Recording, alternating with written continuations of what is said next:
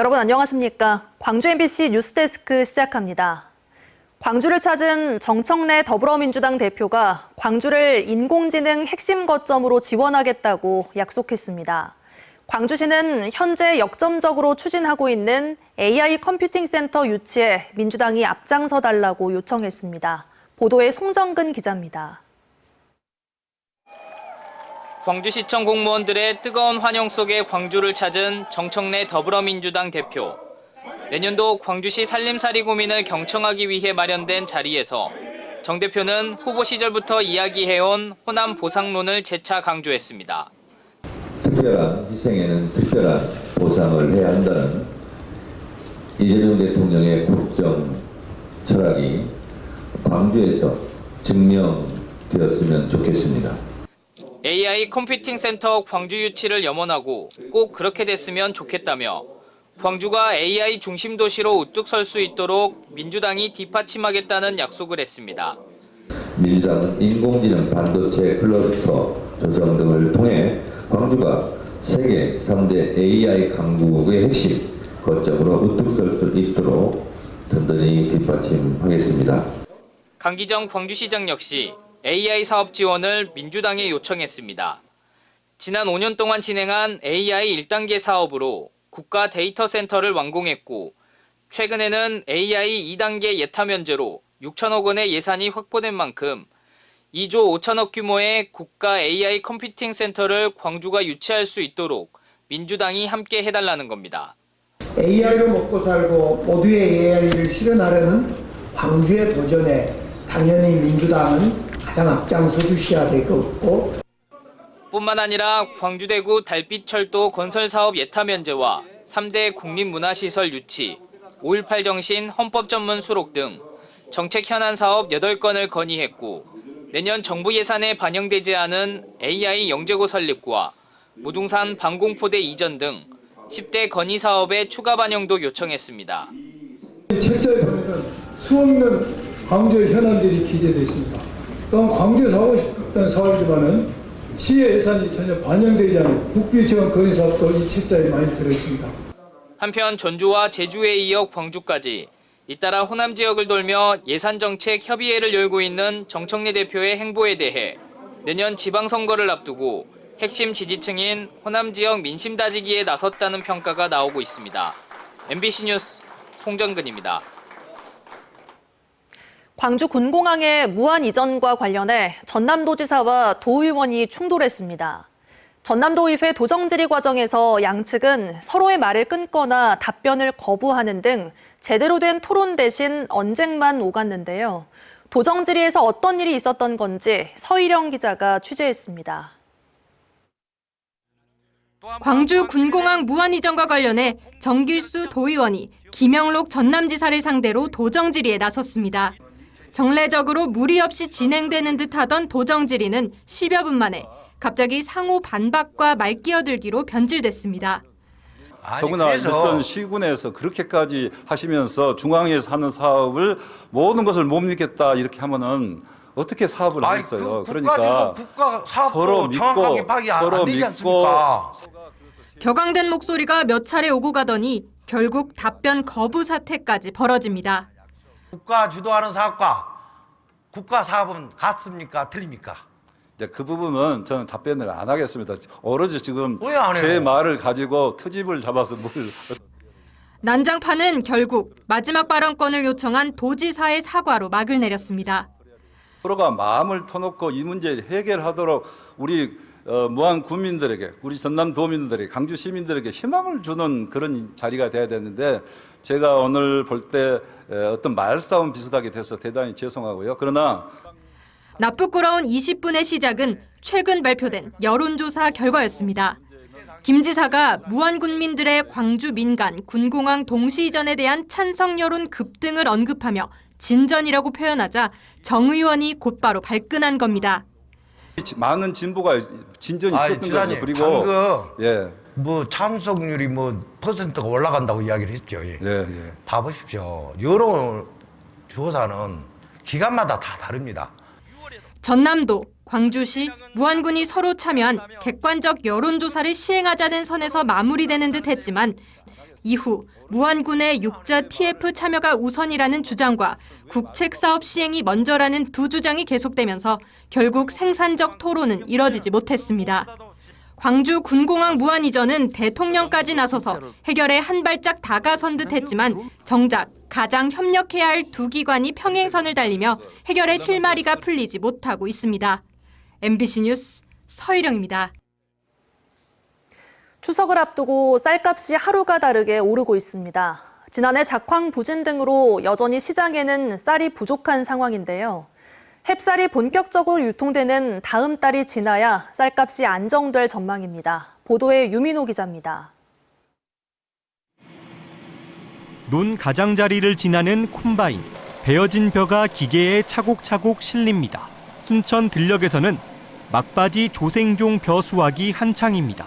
날씨가 오락가락했지만 지난해보다 병해충 피해가 줄어 품질과 생산량이 우수합니다.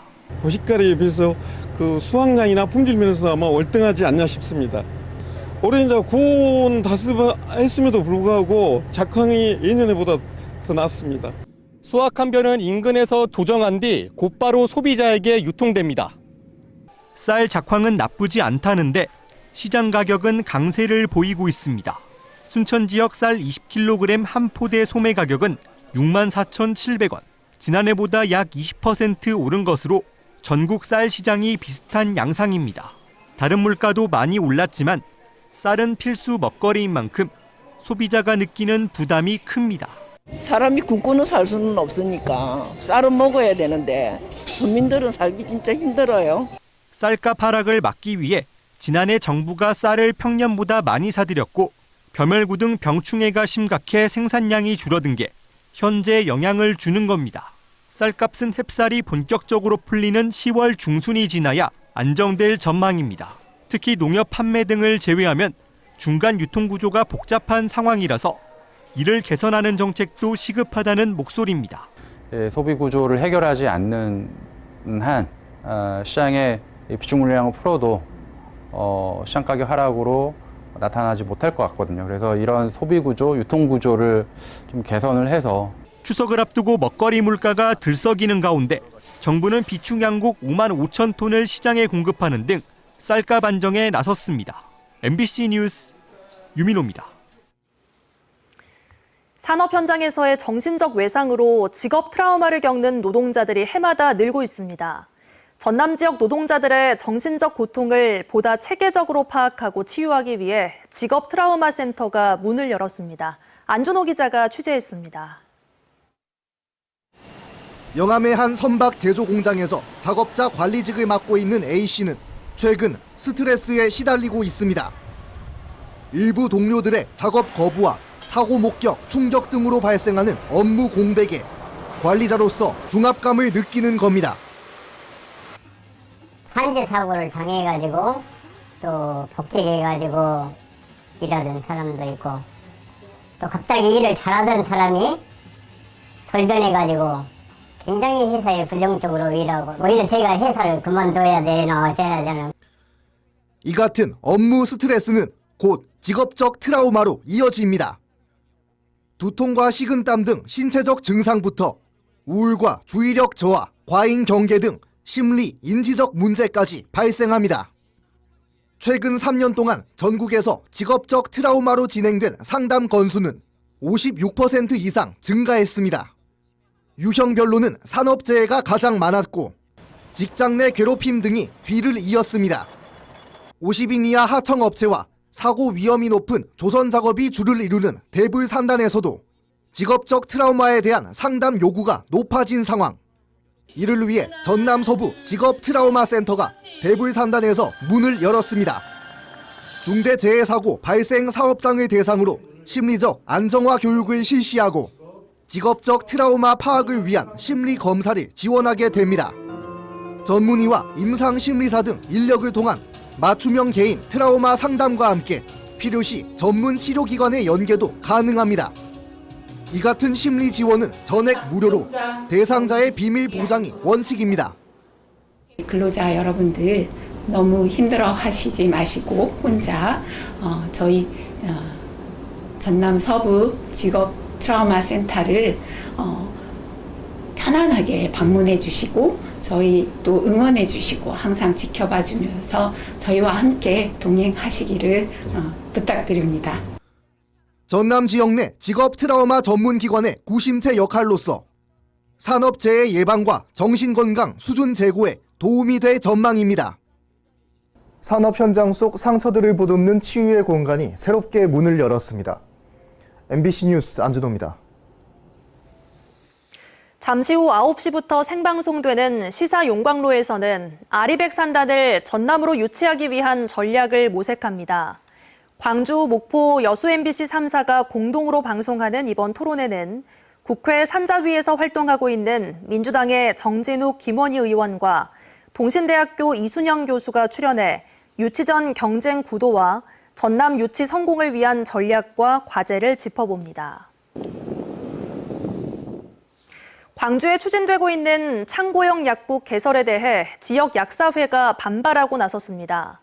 광주시 약사회는 오늘 기자회견을 열고 창고형 약국은 대량 구매를 유도해 약물 오남용을 조장할 수 있다며 아무런 규제 없이 창고형 약국이 개설된다면 시민 보건이 심각한 위험에 노출될 수 있다고 주장했습니다.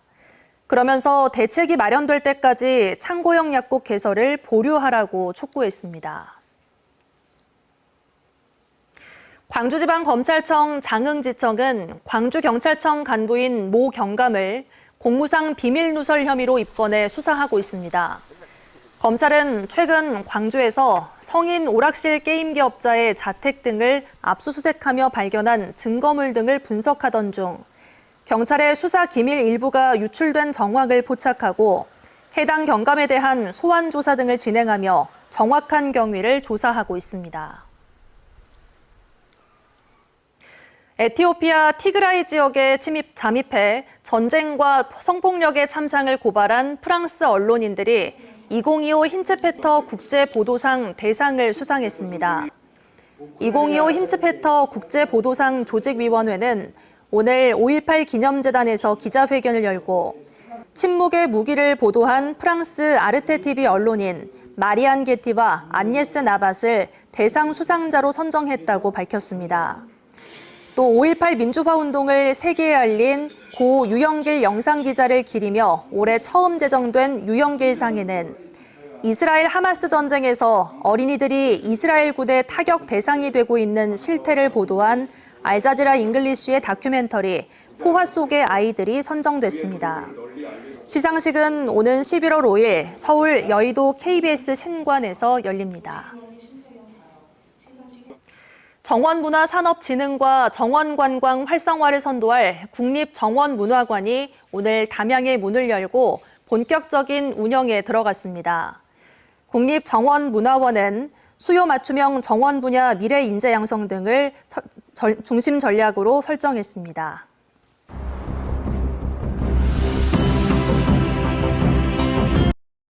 언제 어디서나 내 손 안의 뉴스. 광주 MBC 뉴스 유튜브 구독으로 함께하세요.